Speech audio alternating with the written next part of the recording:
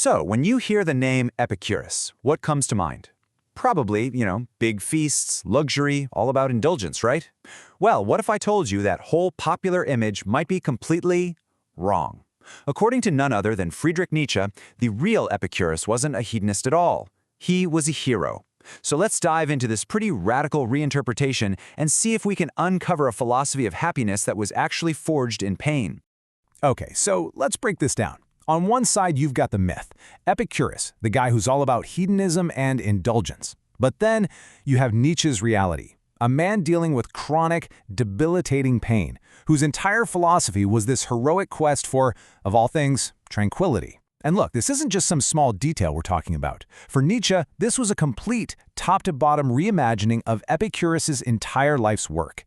And this, right here, leads to a really fascinating question, doesn't it?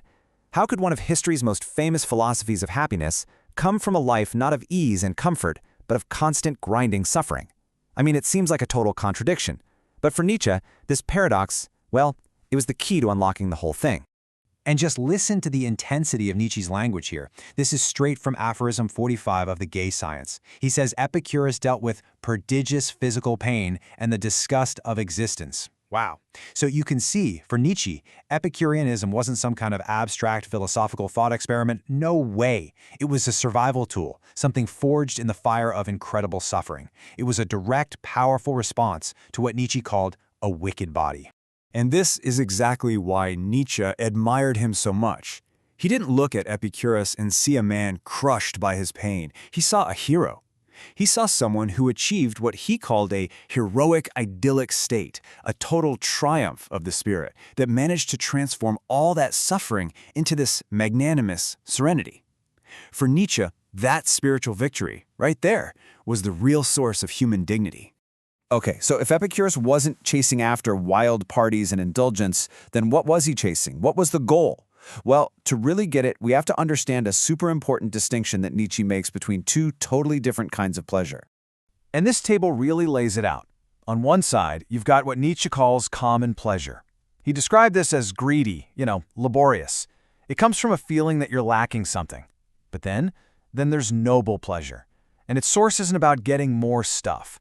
It's about the absence of pain. Its whole character is stillness, it's tranquility.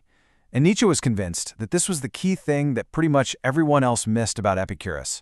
And this really gets us to the heart of what Epicurean happiness is all about.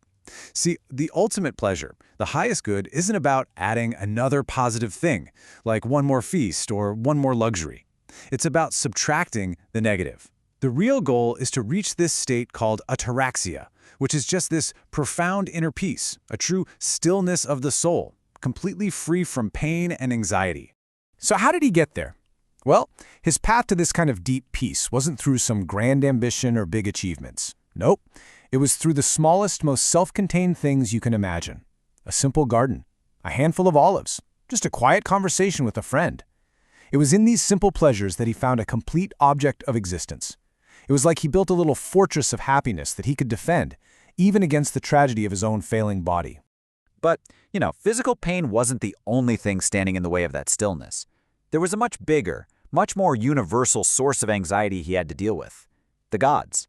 Yeah. To achieve real peace, Epicurus knew he had to somehow neutralize the fear of divine punishment that pretty much haunted the entire ancient world. And Nietzsche just loved the shrewdness of this strategy. See, Epicurus didn't just come out with some defiant, aggressive atheism. It was much smarter than that. Instead, he performed a kind of psychological surgery, carefully and precisely murdering the fear of the gods. And in doing that, he liberated humanity from one of its biggest sources of dread. This was an absolutely critical step on his path to inner freedom. So here's how his path to inner freedom worked. Step 1, he just asserted that the gods are indifferent. They don't care, they don't get involved in our messy human affairs. Step 2, that simple idea effectively murders the fear of divine punishment. Poof, it's gone. Step 3, once that fear is gone, all the guilt and the unconditional duties that religion puts on you, well, they lose their power. And finally, step 4, this restores a kind of ancient pride and independence to you, the individual. You're no longer living in fear and trembling. You are finally free. But for Nietzsche, this wasn't just some dusty old ancient history lesson. No, he saw this Epicurean garden as an absolutely vital path for the modern world. a world that, as he famously declared, was facing the death of God. Think about it. In an age where faith is collapsing and we're all caught up in this endless, frantic activity, Nietzsche believed the modern soul was just becoming shriveled and exhausted. And when you're in that state, the quiet, self-contained tranquility of the Epicurean garden, well, it becomes an incredibly powerful and attractive option. It's a way to find real meaning when all the big, grand stories have fallen apart. But, and this is a big but, Nietzsche attached a really crucial warning to this whole idea. He said, this cannot be a retreat that's born from weakness or some kind of slavish fear of life. No. Choosing the garden has to be a noble choice of the strong.